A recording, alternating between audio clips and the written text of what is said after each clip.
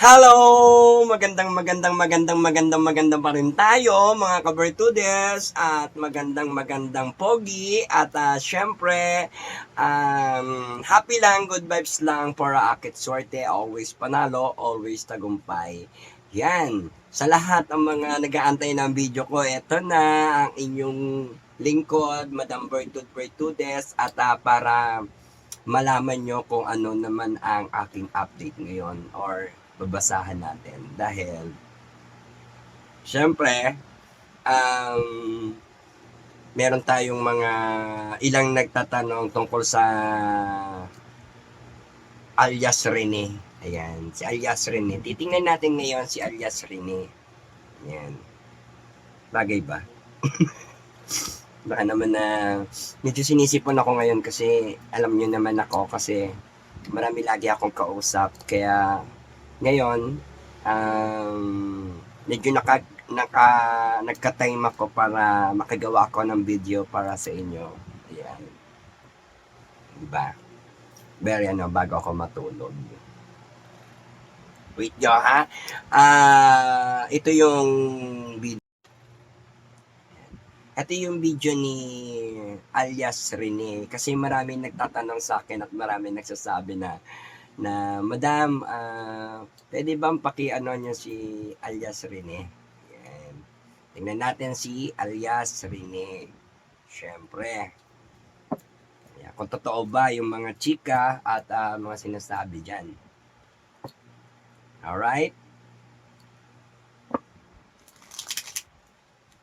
Yung alias Rene, di ba yun yung witness, sinasabing fake witness ni Risa Hontiveros, di ba? So, eto na, malalaman natin kung ano ba ang nangingibabaw na enerhiya kay alias Rene. Yan. Oy, lahat ng hindi pa nakasubscribe dyan, mag-subscribe naman kayo. Dahil, alam nyo naman, effort din ako. At syempre, I miss you all at mag-ingat kayong lahat kung saan man kayo panig ng mundo at palagi kayong good vibes and happy lang para akit swerte, always panalo. Always tagumpay! Ayan, sa mga kabertudes ko, ingat palagi and I pray for us.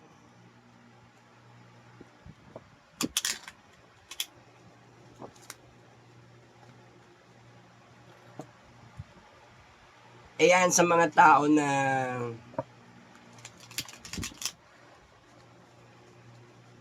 nag-aantay ng video ko, ito na. Tingnan natin na nangingibabaw na enerhiya kay alias Rene.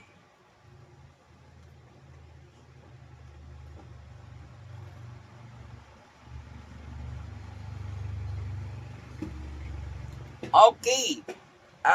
Thank you for watching and thank you very much sa lahat ng ating mga kabertuda, sa lahat ng aking mga viewers. Maraming salamat sa inyong lahat.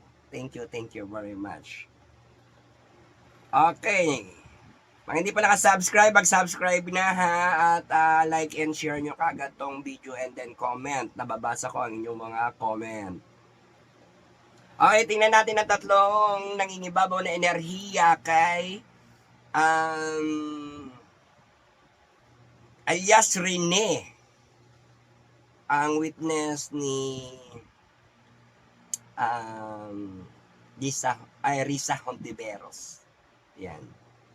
So, tingnan natin ang kanyang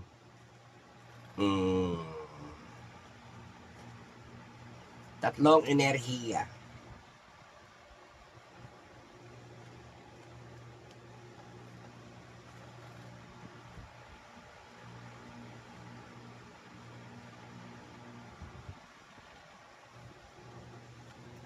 The word.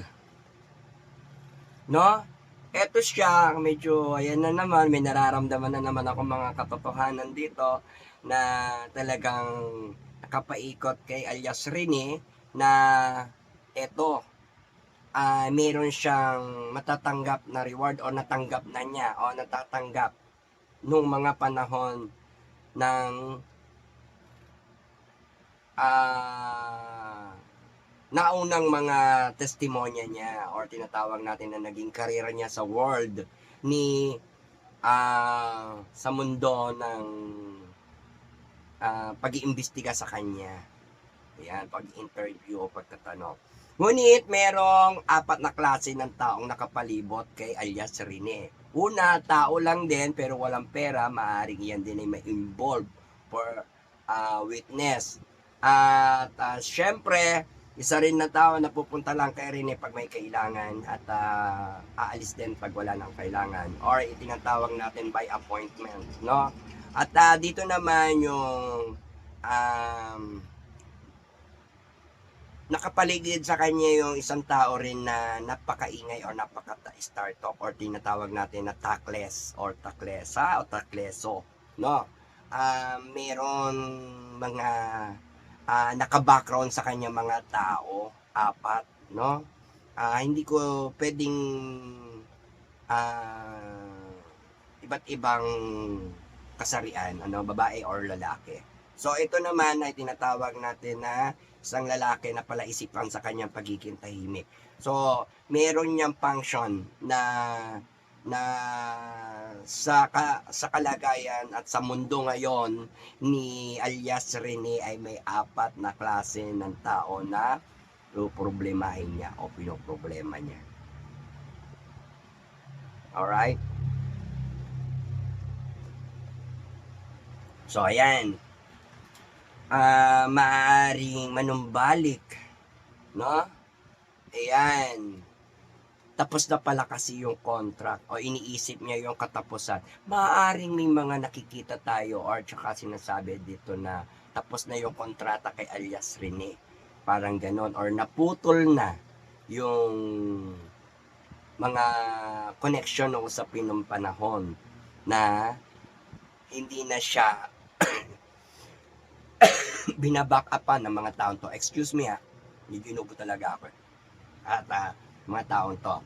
So kasi si Rene ay para bang tinapos na yung kontrata. Inisip niya na tapos na yung contract niya. Siguro kay Ma'am Risa Hontiveros na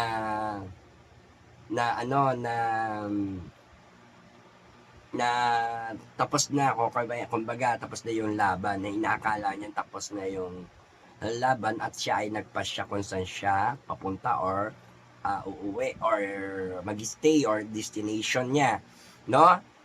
Lumalabas dito sa aura niya yung contract, no? Yan.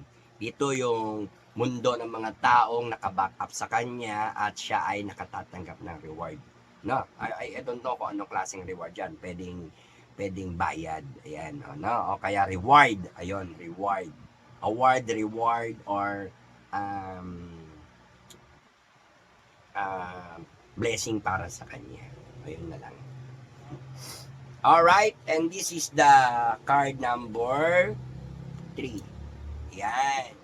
Siya ay naka-blind. Hindi na niya makita ang kanyang mga ground o paligid dahil nakikita dito yung background, no? Hindi niya raw makita yung background niya o hindi na niya alam kung ano yung mga nasa paligid niya. Sa makatuwid, siya ay nagko-concentrate at nahihirapan. Gusto niya lumaban pero hirap siyang kalabanin ng mga kalaban niya or yung gusto niyang labanan. O kaya tinatawag dito na kailangan niya mag-focus dahil sa harapin niyang laban. Ayan yung aura na higher energy. Alright? Ayan. So ayan, meron siyang haraping mga laban. Kaya kailangan niya mag-focus, mag-concentrate and mayroon niya siyang mga takot na nararamdaman at fear. Is very constant. So sa makatuwid tong 3 card na to ay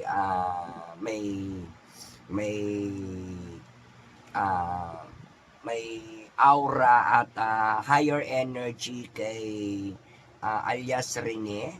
Ayan ang witness ni Lisa Hontiveros, no? And then next card, yung blind. So gusto niya lumaban at kailangan niya mag-concentrate at iniisip niya kung paano siya ngayon lalaban dahil di niya na nga, ngayon alam kung sino-sino ang mga kalaban niya at maaari siyang inanganganib. Ngunit siya'y bulag sa paligid. Ano? Kang lakasan niya lang ay yung pakiramdam niya, no? Kaya malakas ang pakiramdam niya at ibig sabihin may mga konsensyang nananaig sa kanya. And then, next yung laban o tapos ng kontrata at pagpapasya kung saan siya papunta. Kaya yung way niya ay mayroong mga usapin na contract at tapos na at laban, hinarap na laban at sila ay nagkahiwa-hiwalay tatlong magkakaibigan siguro or magkakakilala. Yan. So, yan. So, ang next card ay titingnan natin ang 7 card. Maring ito ay naganap na, nangyari at hinaharap at paparating. Alright? And this is 7 card.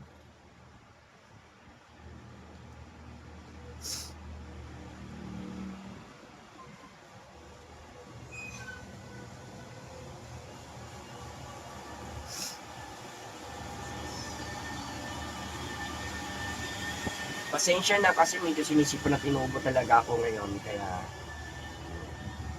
so, tingnan natin yung 7 card na maaaring nangyari, hinaharap at paparating kay Rene, alias Rene. Alright.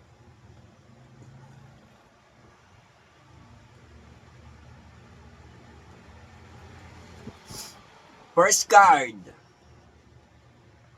Okay. Isang babae nanghingi ng pabor at nagpending-pending. No? Si alias Rene ay may mga inaasahan dito sa babae na to, ngunit mga pending. Yun lang. Parang siya ay pinaasa at pinending at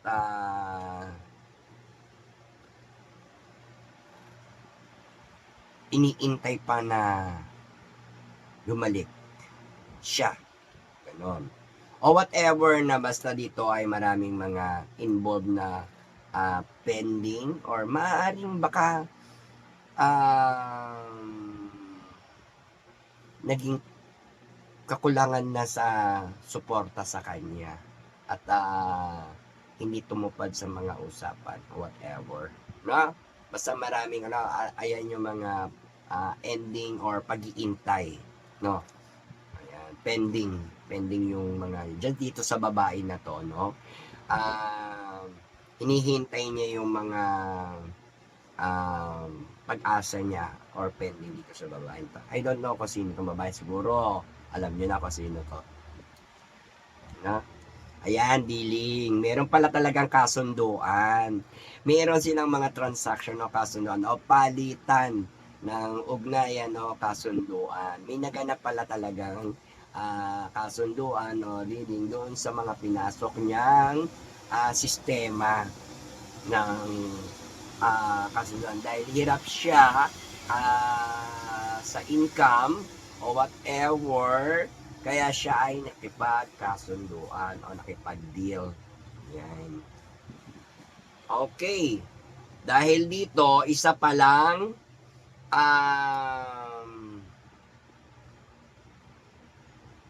babae. Ito Bless of Jude and Bless of Jesus dapat. Pero ginamit sa mabasama kasi Bless of Jude.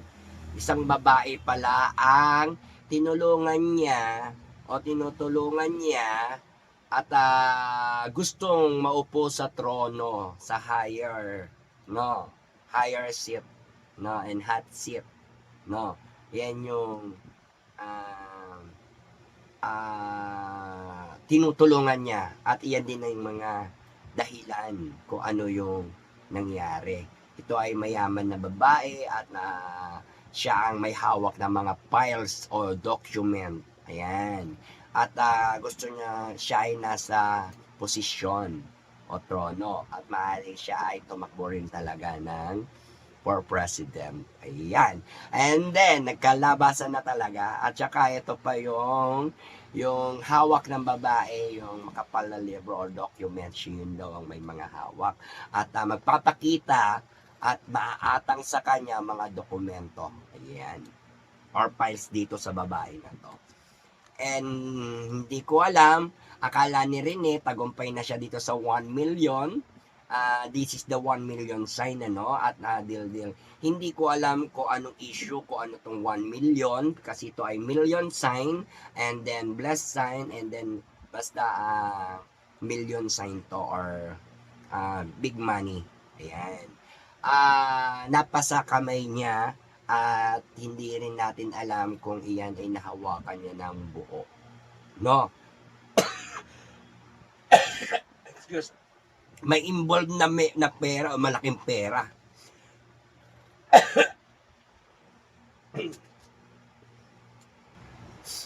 Ayan ha. May involved na pera o million sign. I don't know kung anong issue tong million, kasi ito yata yung natanggap. No? Pasensya na kasi nakati talaga ng lalamunan ko. Ayan. Merong money sign or million sign. I don't know ha. Kayo nang balang musda. Bakit ang kasunod nito ay kabiguan or tinatawag na nasasaktan ng kanyang kalooban at siguro nakukonsensya na siya at may nasasaktan siya o may tatlong tao rin na parang bumabagabag at hindi niya matanggap sa puso niya at damdamin niya ang sakit ng kanyang nararamdaman. Parang tinatawag natin na si ay may nararamdaman sa puso niya na sakit. Siguro nakokonsensya siya sa mga ginawa niya or pagsisisi, kasi ito ay kasawian. Ayan, kasawian at saka kabiguan. So, alam niya siguro na mali yung ginawa niya or whatever na hindi matanggap ng puso niya o nasasaktan yung puso niya. Whatever pa rin ganon, magkabiguan at may tatlo ding na tao yung nananakit ng damdamin niya or ng puso niya. At sobrang sakit siguro ng puso ni ni alias Rene. No, nandyan na yung damdamin, emotion, yung feelings niya, ayan, andyan nag-i-involve dyan, yung heartbeat niya, at nadurugo ang puso, or kaya sinaktan or nasaktan ang puso ni alias Rene. Ayan. So, naglalabas to ng kasawian, kabiguan, at saka mga emotion, no? Alam naman natin pag puso ang pinag-usapan, andyan lahat din. Ayan. At ayan, medyo may kilabot tayo dito dahil kay Rene ay marami, alias Rene ay marami ngayong nagagalit, dalawang panig, no? Pero siya ay ayaw niya magpa-distract at siya ay kapaki-pakinabang sa mga taong nagagalit sa kanya o nakikinabang tong mga tao o mga hayop o galing hayop yan, tao, hayop yan. Kumbaga, ayan yung aura for person of people. Maraming mga tao na nagagalit sa kanya, pero may mga benefits na nakuha. So dito, naghahati ang buwan at araw sa pagkatao ngayon ni alias Rene, na para ba siyang nalulungkot at naiinis, pero siya ay sumisikat. Ayan, ayan, sikat ng araw pero may kadiliman. Kaya sikat man siya ngayon pero mapanganib ang kanyang kalagayan. Dahil sa mga taong maraming nagagalit sa kanya o mga taong nagagalit sa kanya. No? Kalimut ka na, itong mga tao na yan na nagagalit sa kanya ay nakakuha ng benefits o nakakakuha ng mga benefits sa kanya. Yun lang po. Ayan. At si Rene ay makakakuha ng pagkakataon ng another na parang diskarte o trabaho, or gusto niya umpisahan na yung mga plano niya o gusto niyang gawin.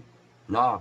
Iniisa-isa na niya ang gusto niyang gawin at trabahuhin para ipakita sa mga tao na ah, nagsasabi siya ng totoo or kikita na.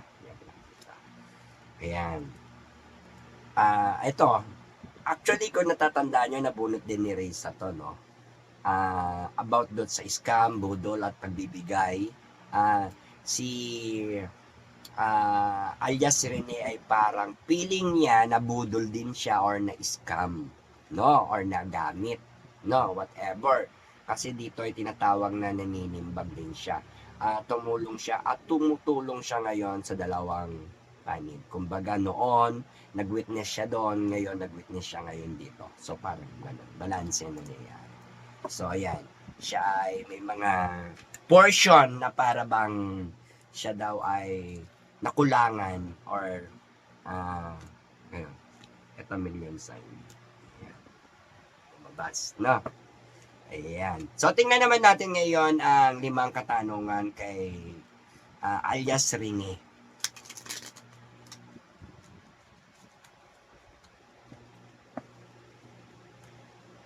Kaloka, no? Ba't ganun ang panahon ngayon? Napakagulo. Wala nang inintindi sila kundi yung career nila at mga sarili nilang pasikap. Kaya, gulo-gulo-gulo. Diba? Okay.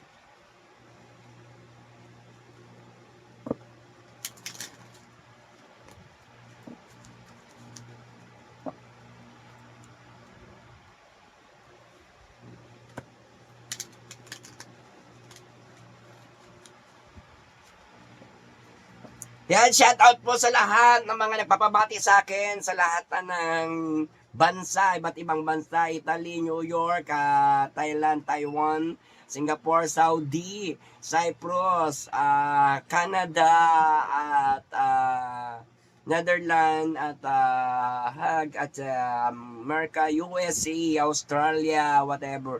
Ang dami, kaya binabati ko po kayong lahat. I love OFW. Mag-ingat po kayo dyan kahit saan man kayo naroroon. So first, safe mo nyo yung muna yung sarili nyo dahil sa panahon ngayon, walang iba tutulong sa atin kundi ang mga sarili natin.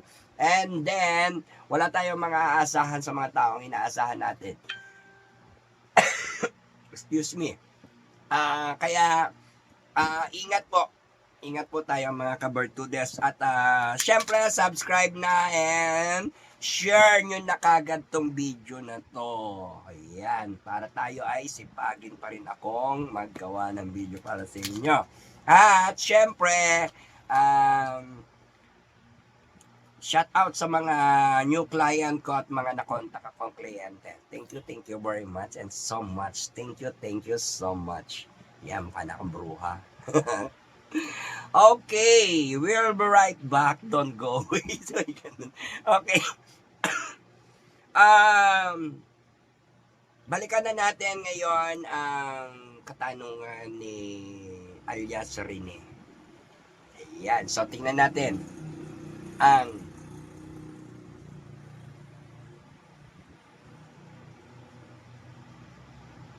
limang katanungan ni alias Rene. Unang tanong,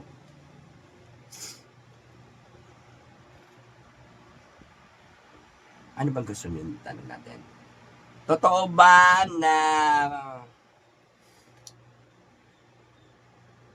na binayaran si alias Rene ni Reza Hontiveros? Ganon. So tingnan natin.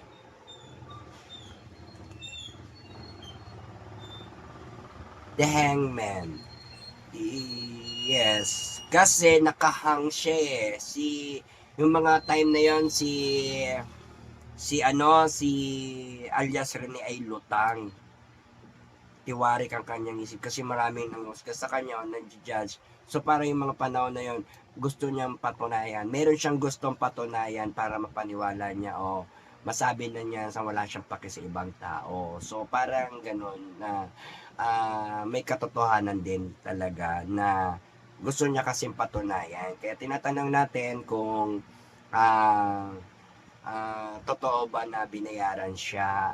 Sinasabi naman dito na dahil doon sa pinakita niya, yon, or sa pakikipag-cooperate niya. Alright. Next question.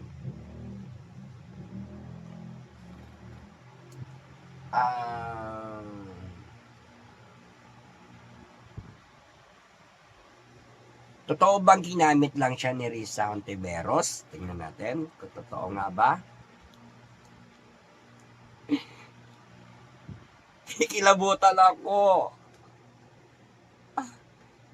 Yes, the Queen. Para siyang yung robot na kinokontrol si alias Rene at kinikilatis at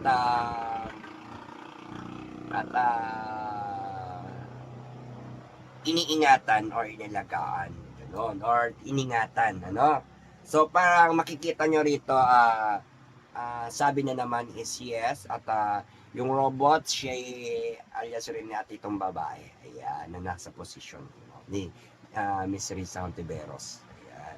So makatuwid, hawak siya ni Risa Hontiveros, no, at siya, si Ma'am Risa yung nag-control sa kanya. Ayan. Para siyang toy or laruan ni Ma'am Risa. Ayan. Aloka. Ayan, may limitasyon lang yung mga sinasabi ko kaya hindi ko lahat sinasabi sa inyo, ha. At dinirekta ko na kayo kasi para sabihin nyo sa akin na ganito. Iyan naman ang issue ngayon. At iyan naman din ang nakikita nyo. Gusto ko patunayan din sa inyo kung ano ang nilabas ng tarot card. Dahil iyan, babae, the Queen, and nakapokus kasi sa kanya yung mga time na yun si Ma'am Risa, no? At kontrolado siya. Ayan. And then, ayan. Kaya, may katotohanan. Ayan. At isa siya sa hinawakang robot ni, kumbaga, robot ni, o something toy ni Ma'am Risa. Or control.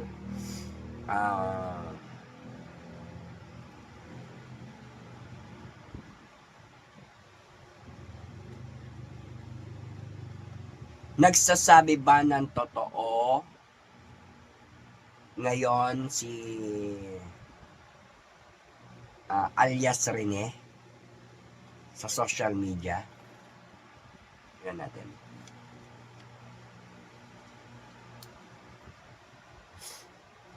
Yes, because is lover. Ibig sabihin, marunong din kasing magmahal si alias Rene. Kaya ang pagmamahal niya ay totoo, or tinatawag natin na gusto niya sabihin yung katotohanan because the love, no? Dahil gusto niya, yun, no? Yung mga gusto niya or like niyan sabihin, ay sasabihin niya at broadcast niya. Kaya dahil sa love, maaari ding nakaapekto na rin yung something relationship ng lover niya, ganun, whatever, no? At iyan naman nagpapakita ng because power of love. Ayan, the power of love yan.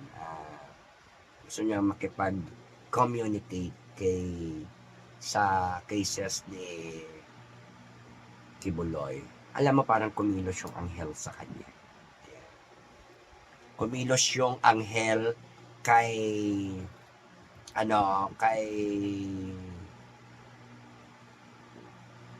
alias Rene. Ayan, may nakikita kasi akong na parang kumilos yung anghel kay alias Rene. Ayan, may anghel na kumilos at kinonsensya siya or whatever na naging feelings niya, hindi niya alam kung bakit ganun ang naramdaman niya at nagsasabi na siya na mga gusto niyang sabihin because of love. Ano? Okay. Totoo ba na tumanggap ng 1 million si alias Rene? So, tingnan natin kung totoong tumanggap ng 1 million.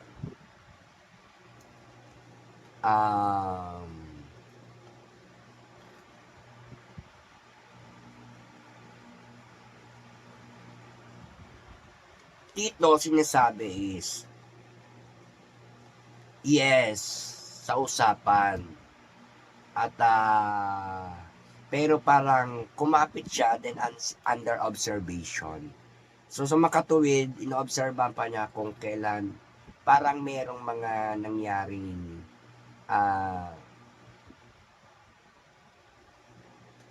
observation, under observation siya, no? Kumbaga, hindi niya yan nakuha ng buo yung pera at maaaring siya ay umaasa pa na meron pang kasunod or mabibigay sa kanya na makibibigay sa kanya lahat.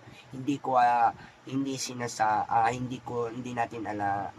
alam kung nakuha niya lahat yung the total of 1 million na buo kasi sinasabi dito parang merong something wrong na pinaasa siya na para bang obserbahan mo muna tapos kukumpletuhin ko, parang ganun, something.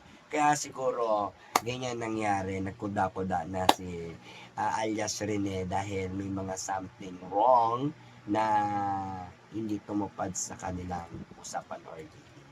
Ganun. So, last card, tingnan natin. Mapapatunayan ba ni alias Rene ang mga hinaharap niya ngayon na kaguluhan sa social media o kay scandal niya na paglitaw o pagpapakita kay Ma'am Risa Contiveros. Yan. So, tignan natin kung ano ba. Yan. Ano bang magiging resulta. Yan.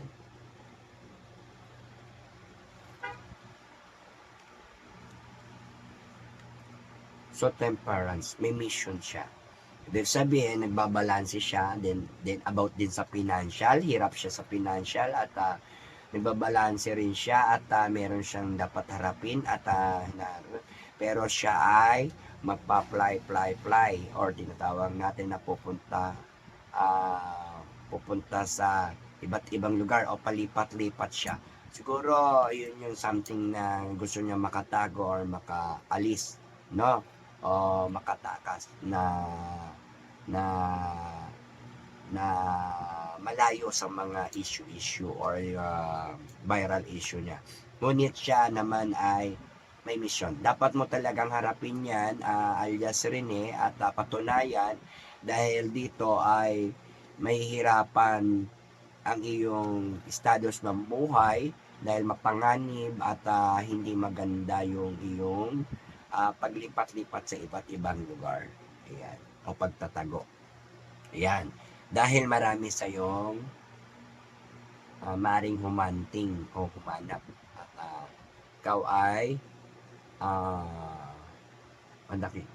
As of now kasi ang kalagayan mo ay parang nawiwindang ka ngayon, dami mong iniisip, so stress, so meron kang mga dapat mong harapin na mission. Tapusin mo yung mission na pinasok mo, mission by mission at consummation and wrong decision and wrong position and decision. Kaya pinakamaganda niyan, harapin mo at you can fight and survive yung iyong mission na maging maganda na yung iyong desisyon at direction ng iyong lifestyle, no? Kakailanganin mo yung matinding pangontra. Yan, pangontra, ibig sabihin yung panglaban, you know? Kaya mag-ingat ka, alias Rene, at sapagkat buhay mo ang nakasalalay or nanganganib sa anumang mga ah, issue na iyong ah, tinatahak ngayon. At ang gulong ng iyong kapalaran ngayon, ang world mo ay nakapaligid sa iyo ang mga tao na umaasas na sa pagsasabi mo ng katotohanan at mailabas mo yung mga tunay mong ebidensya at mapatunayan at para din sa kalayaan ni um, Pastor Kibuloy. Ayan. Sa iyo nakasalalay ang kalayaan din ni Pastor Kibuloy at bahagi ka ng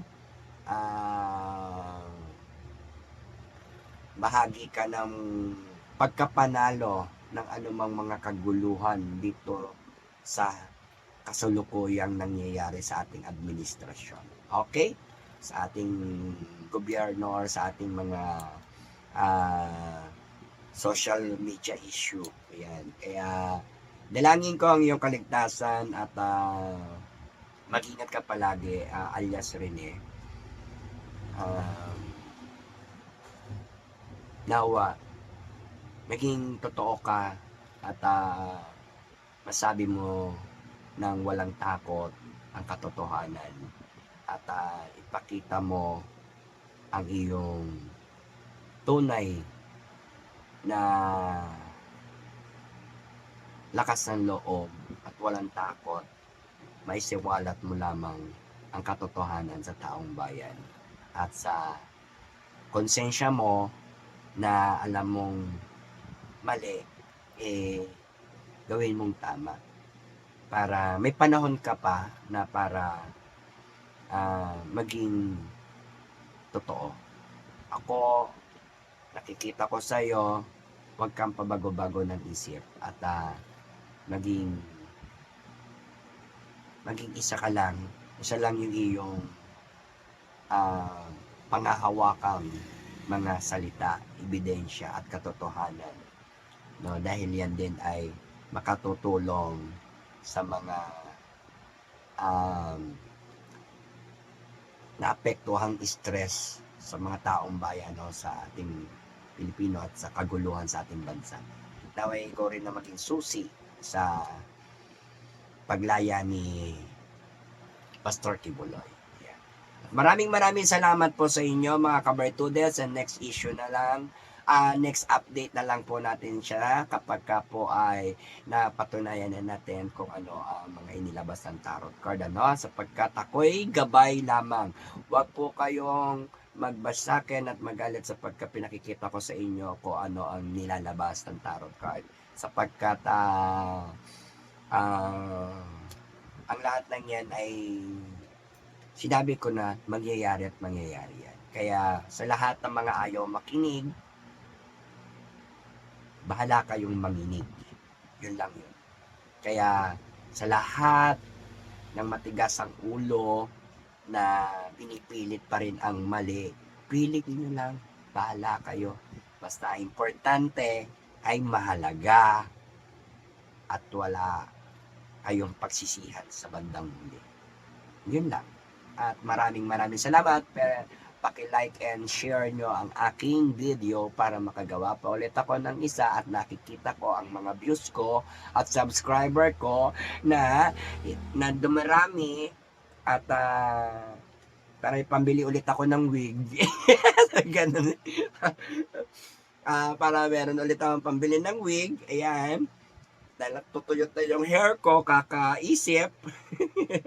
Ayan. Happy lang tayo, good vibes lang. Ayoko masyado kayong may stress or mag-isip o negative, no? Kaya think positive, always panalo, always tagumpay. Kaya tagumpay tayo, always mga kabertudes. Ayan. Maraming salamat po sa inyong lahat, and God bless to us. More power, more blessings sa ating lahat. Panalangin natin ang ating bansang Pilipinas, ang mga nasa gobyerno ay maayos na lahat. Pero wag po kayo mag-alala. Malapit na kasi matapos ang kaguluhan din.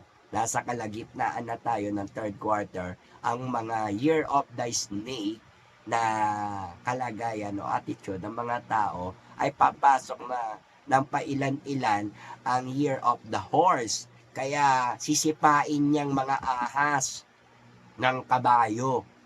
Yan. Kasi at susunugin sila kasi fire snake. Fire horse yata yung ating alam ko fire horse yung ating paparating at dumarating. May mga ilang mga horse na pumapasok, kaya mararamdaman nyo kung bakit may mga natatalong ahas o kalaban na nasusunog sila or nakikitaan na ng kamalian at mali-mali na natatalo sila sa mga kaso-kaso at saka dahil pumapasok na ang mga malalakas sumipa.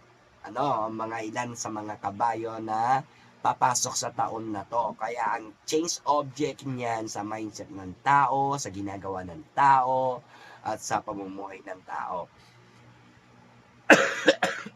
Excuse me. Kaya po, maraming ahas ang sisipain ng mga kabayo or masusunog or masasaktan, madadamage nila. Dahil ang mga third quarter ng snake of the year ay marami ng mga parang mapapagod at saka marami ng mga parang papaalis kumbaga sa isang mundo. Tapos na papaalis na isa-isa ang mga ahas, no? Or papasok naman ngayon yung mga kabayo. Kaya kapag hindi naagapan ng mga ahas na magsialis, hintayin nilang tapak-tapakan sila ng mga kabayo at sila ay tuluyang mawalan ng lakas o maghina o maaaring mamatay or kaya tinatawag natin. So ganun po ang comparison ko sa mga vision ko sa attitude ng mga tao, katulad na rin na nandun sa ating kongreso, gobyerno, at nandun din sa mga mamayang Pilipino na kahit nasan kayo. Yan yung mga compare ko doon sa sa vision ko, no? Kaya ako ay laging advanced din mag-isip dahil yung mas malalim ang sinasabi ko. Kaya pagpasok ng mga kabayo, wala na dapat ahas. Ayan. Kaya swertihin na tayo at gaganda na ang ating pamumuhay at magiging maayos at marami nang sasakay at matutuwa, masisiyahan dahil pag dumami na ang pasok ng malalakas na horse o kabayo ng fire snake para sunugin yung mga ahas o kaya paalisin yung mga ahas sa isang teritoryo. Ganun yun. Kaya maraming salamat talaga sa inyo. And thank you very much and God bless you. Ayoko nang magkwento sa inyo dahil baka umaba at sabihin na naman ng iba dyan ay ang dami ni kong sinasabi. Ayan ang kwento. Ayan. Maraming salamat. God bless. Thank you very much and i-share nyo na agad to at mag-subscribe ka na para lagi kang update sa aking mga i-upload na video. Maraming salamat. Thank you very much. And syempre, bilog ang mundo. Minsan,